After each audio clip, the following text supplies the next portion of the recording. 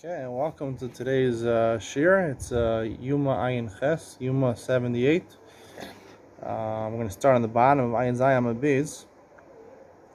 4 lines from the bottom. Amar of Pinchas Mishum Rav Huna Sipora, Mayan Ayotzim Abiz Kochi HaKochim, V'tchila Dom L'karnich HaGavim. In the beginning, it seems like the antennas of grasshoppers. Kevan Shagila Pesach Heichal, once it comes to the entranceway of the Heichal, Nasek Chuchel Shasi, it's like the thickness of the height of the warp thread.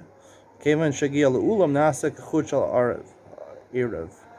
Once it gets to the Ulam, the antechamber, the entrance there, it becomes as thick and I guess as deep as the woof thread, which is the thicker thread, which in a loom remains in its place, and the warp is woven through the woof. For all those people who are into weaving, maybe they'll understand this. I think if you've looked at the 39 Malachas book on Shabbos, you've probably seen pictures of this.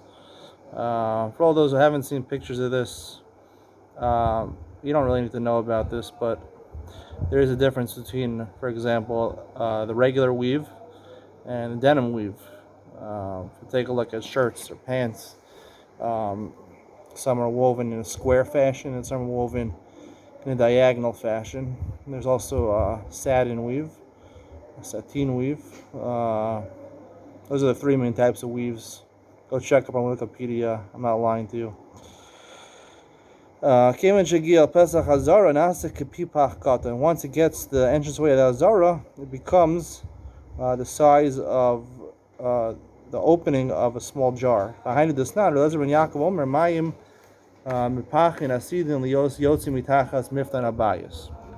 Water that comes out of the opening of a small jar is going to come is Asidin Lios Yotzi Mitachas Miftan Abayis. Will in the future come out of Miftan Abayis. Now there was no really stream of water in the Beis Hamikdash, but there will be a. This is talking about what's going to be la'aser lavo.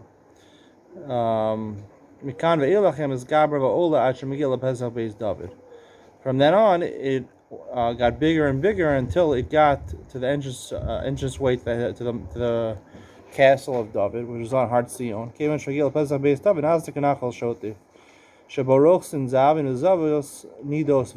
It became like a raging river that Zav and Zavos, Nidos and Yoldos would wash themselves. That day in the future, it'll be a strong flow of water at the entranceway to David HaMelech's castle.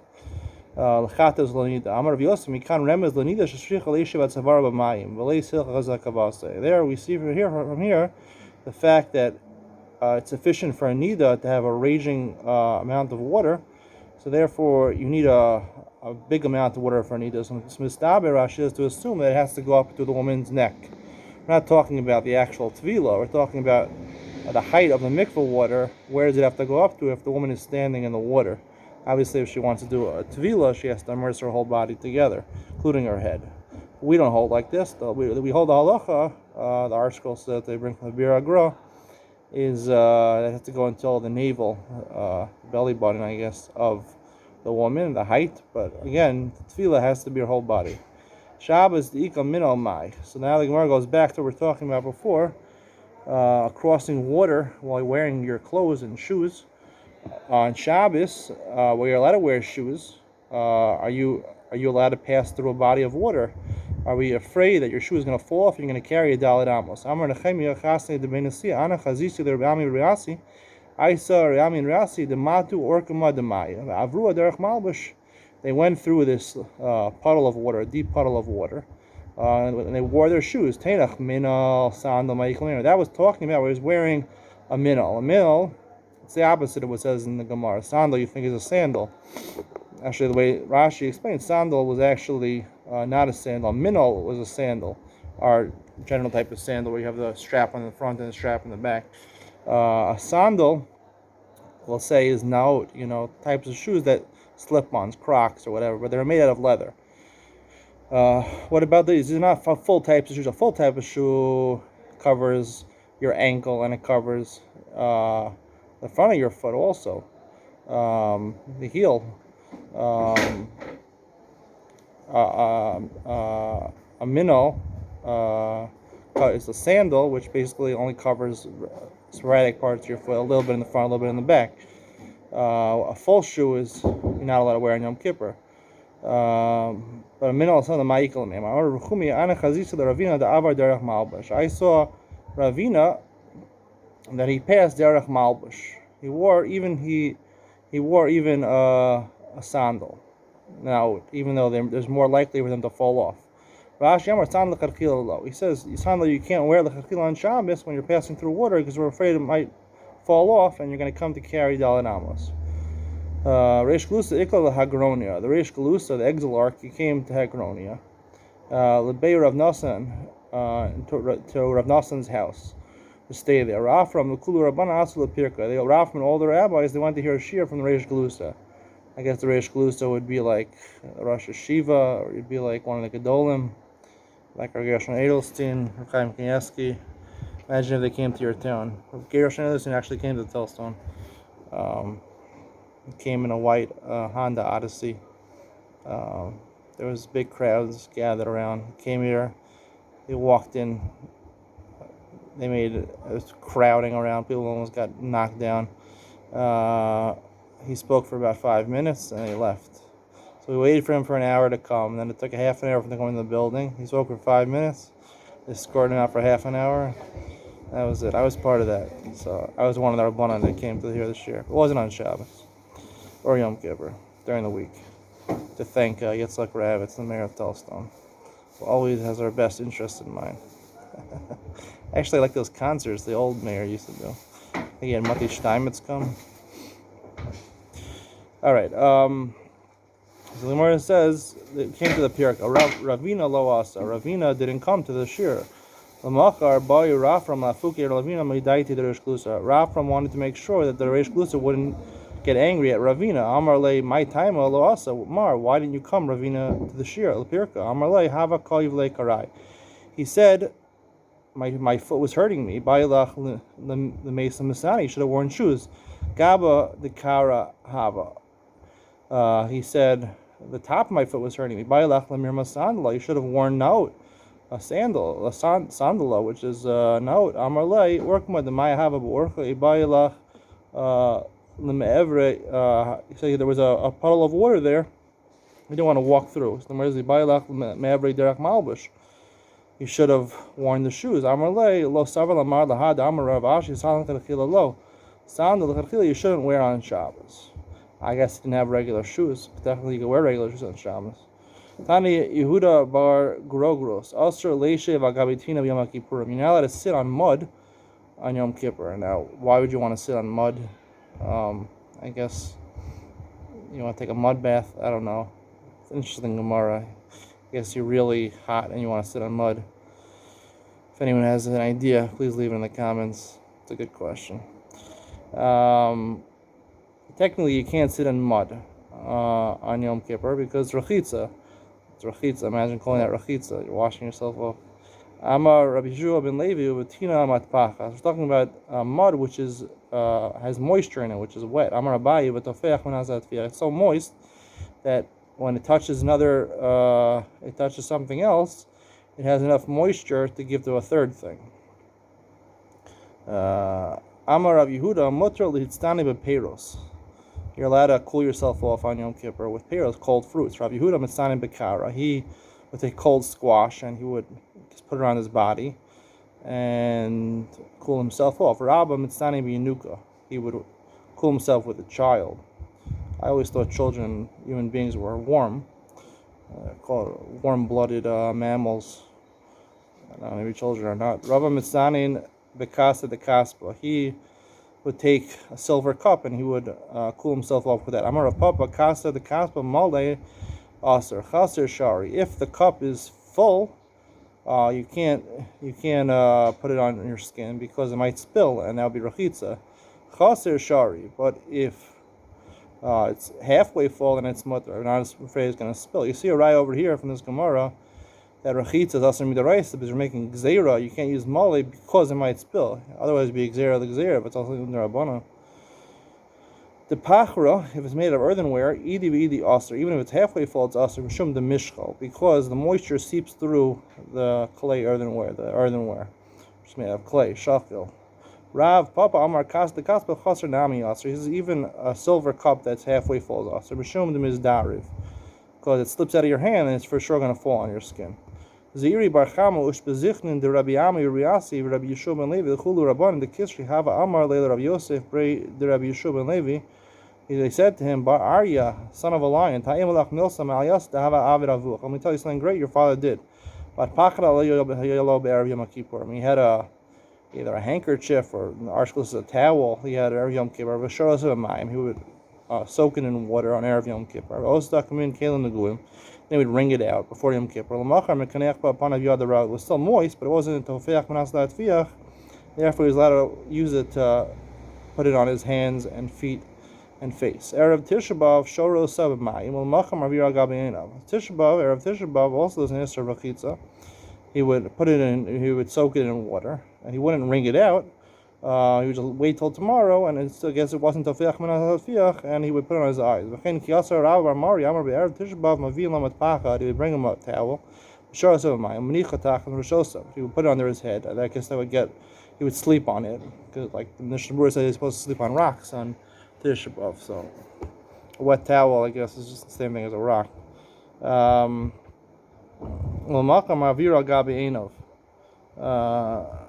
would use it as a pillow. Then it wasn't he would wipe his hands and his face with it. Erev Yom Kippur, they bring him the towel. He would dip it in water. Then he would wring it out. And the next on Yom Kippur, he would put it on his eyes. You said the opposite, meaning that he would only wring it out on for Tisha B'Av. Yom Kippur, he wouldn't wring it out. And we said it can't be that way because on Yom Kippur there's a problem with schita. If it's too wet, you might come to squeeze it out. On Yom Kippur, all malachos are asur. Some malachos on Shabbos, just chayiv skila, chayiv kares. Tisha B'Av, there's no Isser Malacha. Amar Rav Menashe Bar Dachlifa, Amar Rav Amar Rabba Bar Chana, Shalu at Rabbi Zakin, at Rabbi Lezer. They asked Rabbi Lezer, Zakin v'yoshev b'yeshiva sarach litol rishus lahatir b'choros oeino sarach. Someone who's a Zakin v'yoshev b'yeshiva, Rashi learns he's part of Sanhedrin. Does he have to take rishus from a nas? Normally, if you want to be a rabbi, to matir a bechor, the mum of a bechor, to say it's a mum kavua, to matir the bechor, that you could be poded, and you could eat it. You could shech the bechor and eat it. If it's a mum kavua. So normally, if you want to be a rabbi, you have to get rishus. You have to get smicha from the nasi. What if you had a part of Sanhedrin? That's the Gemara's question. I'm not going to buy lu. How can I buy lu? He had the Amar of Idi Bar Avin. Davar Zainichu Lahem the Beinasiya K'dilis Gaderbo. They gave the authority to give out permission Lahatir Bechorus to the office of the Nasi. Sarach Lidal Roshos. So Dilma came in the Zakim Yoshe B'Shiva Ein Sarah. Maybe he's a part of Sanhedrin. He's already exalted. He doesn't have to ask Roshos to say it's a Mum Kavua and to matir the Bechor for the Kohen to eat. Amar Rabbi Tzadok ben Chaluka al Raglav Amar Ani Reisi Rabbi Yossi ben Zimra Shazakim Yoshe B'Shivaya. He was part of Sanhedrin. Amar B'Mayla Mizikno Shalzak. He stood in front of the grandfather of this person who was the Nasi. And he actually did ask him if he could matir Bechoros. Amar Le Rabbi Abba Lokachei Ma'isa Lokachei Ma'isa. It was actually different. Rabbi Yossi ben Zimra Kohen Aya. He was a Kohen. It has nothing to do with being no Torah Rishos. So it was a different question. Someone who's chashud, Kohanim or chashudim, because if nowadays this is talking about after the second base of Mikdash was destroyed. So normally, if the bechor is not a balm, you're makar of it as a korban bechor, and the kohen gets to eat the meat. But if there's no base of Mikdash, you can't be makar of the bechor. You have to wait for to get a mum. And once it gets a mum, then you could pod it and you could eat the bechor, b'mumo. But the kohen, he's the one that's matir the bechor. With only a kohen can be matir the bechor to say that's a mum kavua. So he's chasher bedavar because he's going to profit from this. He needs it to have a mum in order to be able to use it.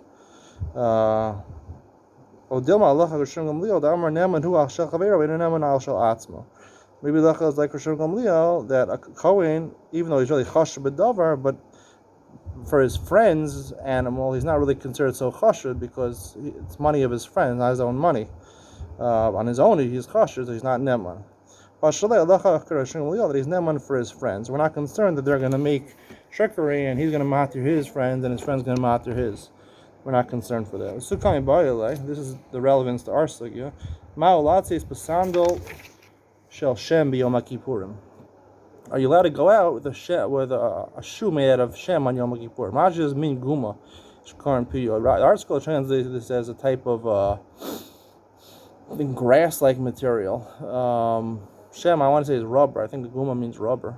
Like Crocs, let's say. I go out with Crocs in Yom Kippur. Amar Yitzchak bar Nachmeni al Raglav Amar Nir Yisi as Rishon ben Levi Shiatza b'sandal shel Shem b'Yom Kippurim. The Gemara is going into discussion what is considered a shoe. Nilas a sandal is the pshat. It's considered a shoe. It protects your foot, or is the pshat that it's because it gives you tainug that it makes you feel good. So, for whatever reason, a shem is considered okay on Yom Kippur. Maybe because it's not considered a regular shoe. It's considered something you wear in the house. Nali bayis, they call it in Israel. Crocs, they call it in America. I bought a nice pair of Crocs. 280 shekel. I got a bargain. 250 shekel. I wouldn't pay more than 250 shekel for my Crocs. I'll rip you off here. I think in America it's $20. It's about 70 shekel. Everything here imported is crazy. The markup is crazy. I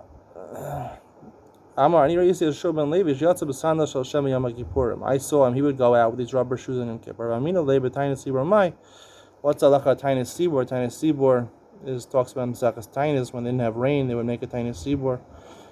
They also need less sandals also than also. There is also mutter. I'm a Rab Rachana, Yerisi as Reb Lezer.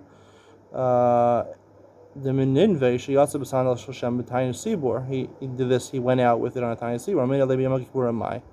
What's like Yom Kippur? I'm really Loshna, Rabbi Yehuda Nafik with the Hitni. Rabbi Yehuda would go out with Hitni. Rashi says Hitni is Min Shem, a type of rubber. Abai Nafik the Hutzi. Rashi says this is referring to shoes that are made out of the leaves of a date tree.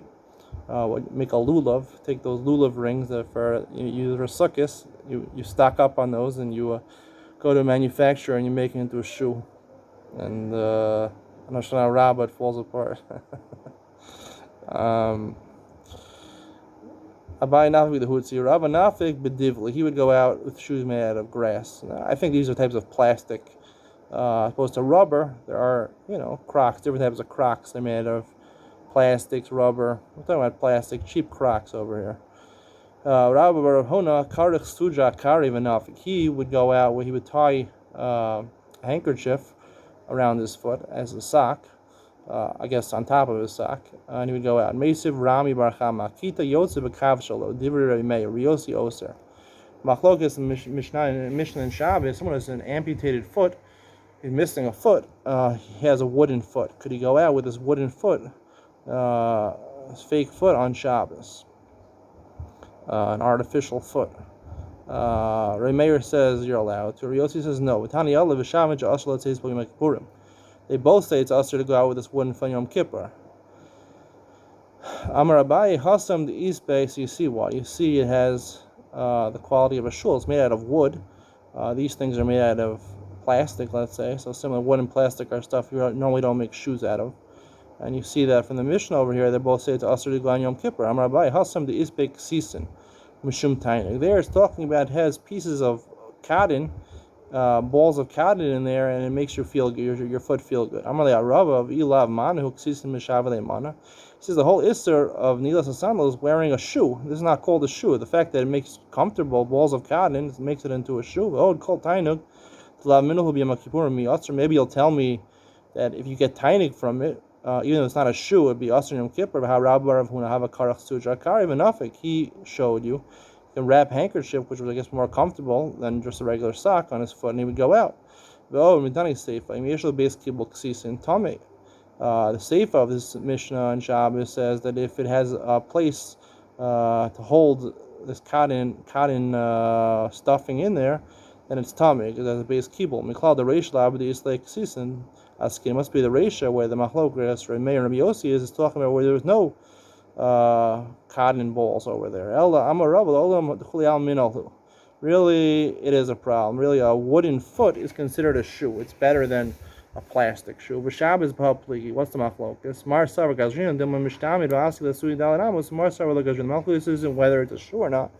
Everyone agrees it's a shoe. The machlokes is whether it'll fall off your foot and you'll come to carry a Dalet Amos or not. Tinokos mutar and mukulan chutz menilas hasandal. Children are mutter in all 5 inuyim. They don't have to be cautious in all the inuyim, except nilas hasandal. They shouldn't wear shoes. Ma'ishna nilas hasandal. The amri inshi avdulay.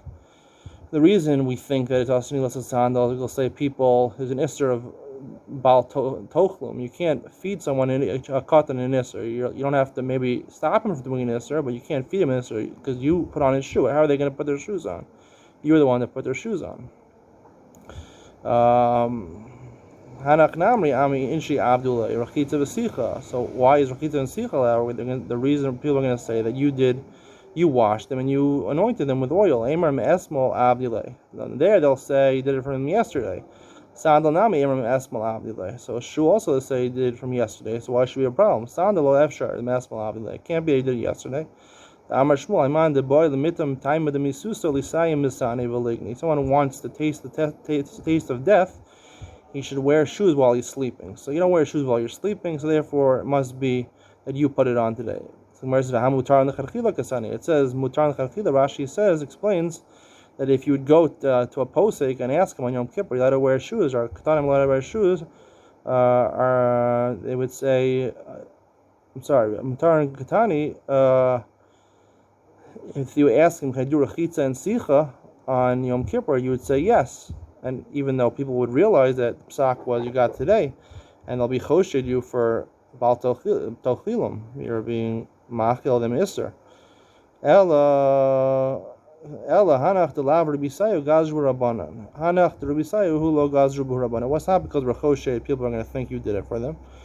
The reason is there's a necessity for them because rachitza and sicha help the child grow up, gain weight, gain height, develop properly. Nilas sandal, not wearing shoes is not going to hurt them. A young child, the way to help them develop is to give them hot water, hot bath, and put oil on them. Baby oil maybe. Gadol porsa biyasa b'kuska. If they grow a little up, I guess they're 6 or 7 years old, and you feed them an egg with some sauce on it. Say Worcester sauce. I think that's how you pronounce it. Deviled eggs. Kutach. I think it's a dairy thing. Maybe put some milk in there. Gadol porta. They grow a little bigger. Tavure mani. They need to break some kalim. Older kids, like 89 years old, in order for them to develop properly, they have to be able to destroy things. So he bought them earthenware vessels that were partially broken, so they would break them and they would release their anger. You see over here how important it is to release your anger. So if you ever have a lot of anger pent up and you release it all on your wife or your husband, I'm joking. Find a healthy way to release it and don't take it out so harshly on those close to you. You should release your anger. You shouldn't have pent-up anger, but you can't just release it all at one time. You have to know how to do it slowly. Who is our Mishnah? Chananya ben Shajon here. Chananya ben Shajon. The Sanya Melech Lakal Yuktu Espneim. Tanakama hold they can't wash their faces. They could wash their hands, their faces. But according to this version, someone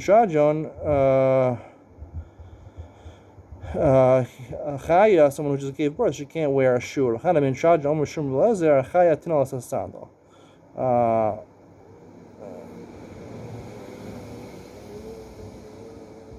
This version is the other Ika Amri is that the Chaya could wear a shoe. My time. What's the reason for Elisa Torah? Melech mishum nechsiv melech biyafyo tekazene necha.